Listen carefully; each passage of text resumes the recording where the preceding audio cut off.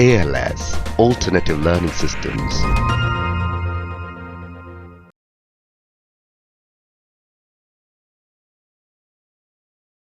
What are the stakes of India in SCO, the Shanghai Cooperation Organization?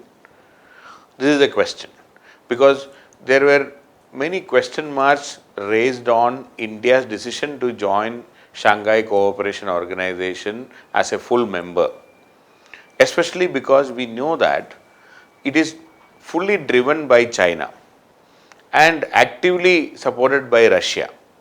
And when it comes to this organization, definitely the leader is China, number 2 is Russia. So naturally, India can get only a third position in this whole organization. After becoming an 8-member organization right now, India can be at the best termed as third in the hierarchy of SCO. So this question was always there: should we join an organization which is driven by China and actively seconded and number 2 by Russia? So this question was always there. But still, in the end, India decided to join Shanghai Cooperation Organization as a full member, despite this criticism that it is not going to benefit India that much. But that may not be entirely correct. There are many advantages of joining India as a full member in the Shanghai Cooperation Organization. First of all, it is about increasing India's political, economic and security stakes in Central Asia, because otherwise we will be sitting as an outsider. If we are not a full member, if you are only an observer, this will have some limitation in India's involvement in the Central Asia's political, economic and security stakes. That is number 1. Number 2, this SCO gives India certain unique opportunities, especially to get constructively engaged with Eurasia and to address the shared security concerns, especially for combating terrorism, containing the threats posed by ISIS and Taliban. In fact, if you look at the origin of Shanghai 5 in 1996, that was the time when Taliban captured power in Afghanistan. And there was a threat of Taliban and the kind of hardline, the Islamic radicalization to be spreading into Central Asian republics also. So at that time, India was definitely concerned about Taliban spread into Indian side also. So that is why India took an interest in SCO, and when India was offered an observer status, we were more than happy to join at that time. So these threats are still continuing, because this can be a platform to contain terrorism and radicalization from the Central Asia and West Asia region. So definitely India has a unique opportunity in this regard as number 2.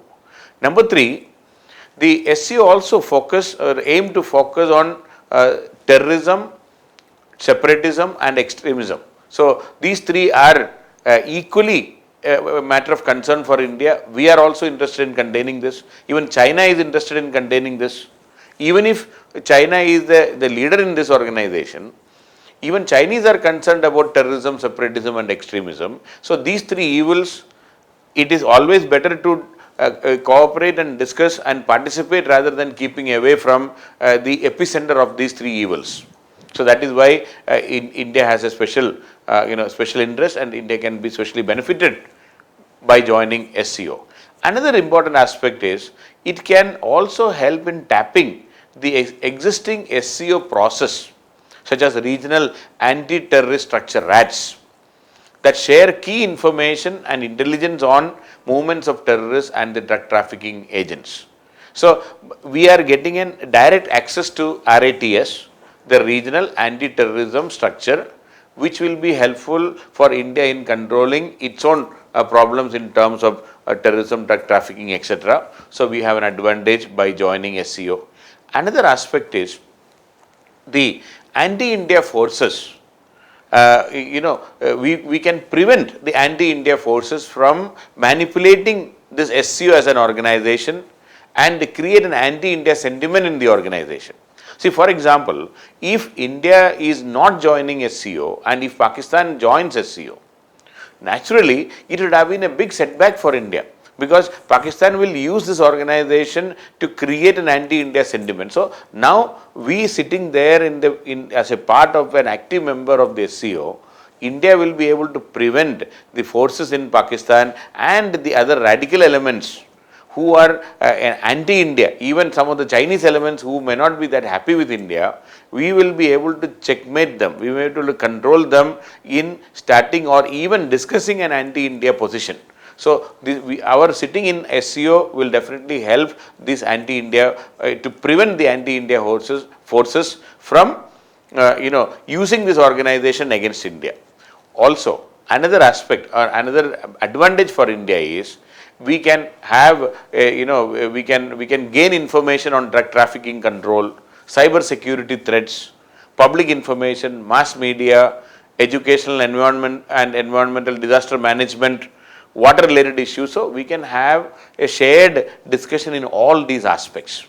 Also, it will provide India an additional benefit of securing its energy interest, because Central Asia has huge resources of energy, oil and natural gas. We are also talking about a Tapi pipeline, a Turkmenistan, Afghanistan, Pakistan, India pipeline. We are also talking about a Russia, Kazakhstan, Afghanistan, Pakistan, India pipeline. So, we have a lot of potential. By actively involving and participating in the in SCO, we will be able to help, or rather it can be a source for protecting and getting oil and natural gas and energy resources from Central Asia region. And most importantly, we have we know we have a very healthy, we had a healthy relationship with Central Asian republics during the Soviet era, during the Cold War era. But unfortunately, after the collapse of the Soviet Union and the evolution of the new world order, definitely our contacts with Central Asia got reduced, but still we have that good warmth left between India and Central Asia. So, connectivity is a major challenge. So, by joining SCO, definitely we have we are trying to open new avenues for connectivity with Central Asia. We have started our own connectivity projects like international north-south corridor through Iran and to Russia. We also had joined the Ashgabat agreement. We are to connect for connectivity to Afghanistan, bypassing Pakistan, and we are constructing the Chabahar port. We also constructed road system in Afghanistan. So, we have our own connectivity. We have our own strategic interest in improving connectivity in Central Asia.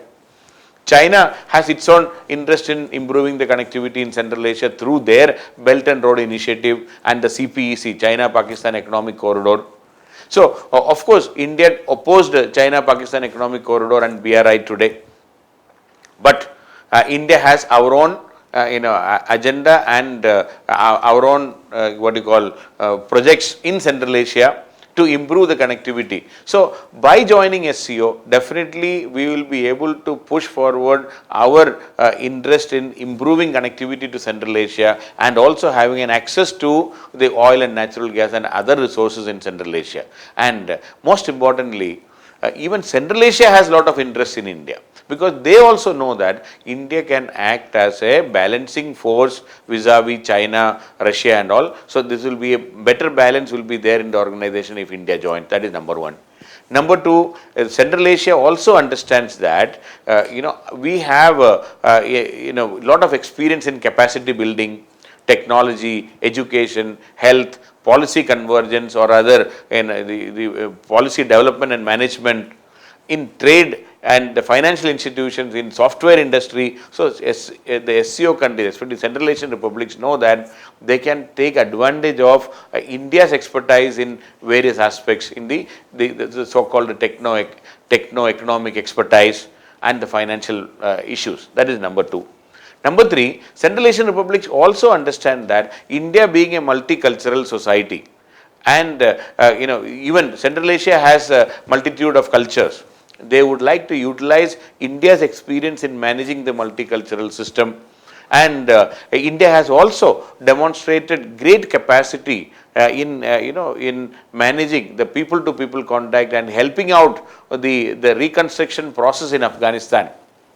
And we have spent almost $3.5 billion in Afghanistan for reconstruction. So, Central Asia would like to utilize India's expertise in managing things in a multicultural setting and also helping out the reconstruction process, and similarly in the Central Asia also they would like to see how India can be of use in improving the human rights, the human development issues, the human resource development issues in Central Asia.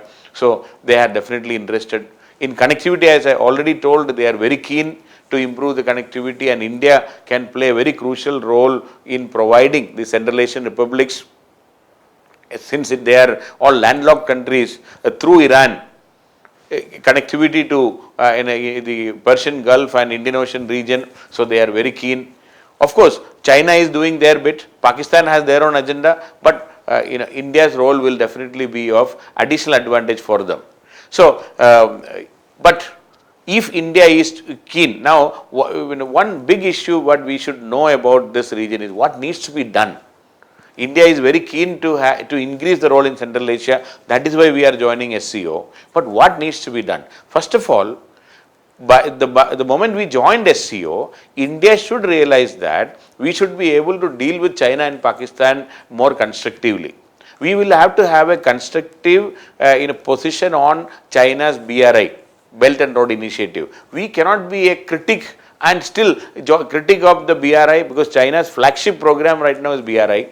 And we cannot be constantly criticizing only on the issue of our sovereignty issue in Pakistan occupied Kashmir. So we need to create a better response. We need to think more sharply and come out with a better response to China's BRI, number one. Then only our relationship with SCO will improve, because the Central Asian republics are an ardent supporter of BRI right now. They are a great supporter. Pakistan is a great supporter. India is an exception. So we need to articulate a new strategy in BRI in the coming days. We will not be able to continue to blindly oppose BRI in the coming days. That is what I personally feel. Number two, the International North-South Transport Corridor project which we initiated, we have to take it to the logical conclusion. The infrastructure issues in Iran is still continuing. With great fanfare, we started the construction of Chabahar port. We need to make it a world-class port, and connectivity should improve from Chabahar to rest of the Iranian cities and further into Central Asia. We joined Ashgabat agreement, but then we have to again push the connectivity more vigorously so that we are able to reach out to each and every Central Asian republic much more ease and comfort, bypassing Pakistan. We have great expectation to reach Afghanistan bypassing Pakistan, but again the connectivity is not yet fully under control, and we have not been able to make it in the best possible manner. So that is one thing India will have to do with excessive care, and with an increasing urgency we have to do it. More importantly, this lack of clarity of what we want to achieve through Pakistan, how exactly to go about in Central Asia, is affecting India. Because one side we don't want to talk to Pakistan, at the same time we want to reach out to Central Asia bypassing Pakistan. It's not that easy to be done. So any policy based on rivalry, there's some sort of rivalry. Now even with China in Central Asia, some sort of rivalry. Any policy based on rivalry is not likely to succeed for India, because there are limitations. If you are only to teach somebody else a lesson, if you are starting a project, that is not going to work in the long run. So India needs to come out of this mindset and see what is best for Central Asia and what is best for India, a win-win situation. Then only these countries will cooperate and participate. So, and moreover, India should also try to use SCO as an organization to ensure that in Afghanistan a secular and not so radicalized government is in power. So we should be able to pressurize Russia, we should be able to pressurize China and the Central Asian republics to have a government in Afghanistan which is more amenable to India, which is more balanced, more secular, and we should be using this organization to put pressure on these countries to prevent Taliban from gaining absolute control. If Taliban has some role, it should be okay for us. We can put pressure on making a balance in that. If they are only interested in some share in the power, it's okay. But if they are interested in radicalizing and making a thoroughly Islamic state in like an ISIS type of government, if they want, we should be able to use this organization to oppose also. So India has great potential, but we may have to rework our strategy a bit vis-a-vis Belt and Road Initiative, vis-a-vis Pakistan, and we have to strengthen and fasten and speed up the infrastructure related projects through Iran, so that we will be able to give an alternate to the Central Asian republics, alternate to Pakistan and alternate to China, not as a rivalry point of view, as a truly win-win situation for them. Then India's role in SCO will become more important and people will start taking us more seriously. Otherwise, it will be very difficult for using this organization in the long run beyond a point.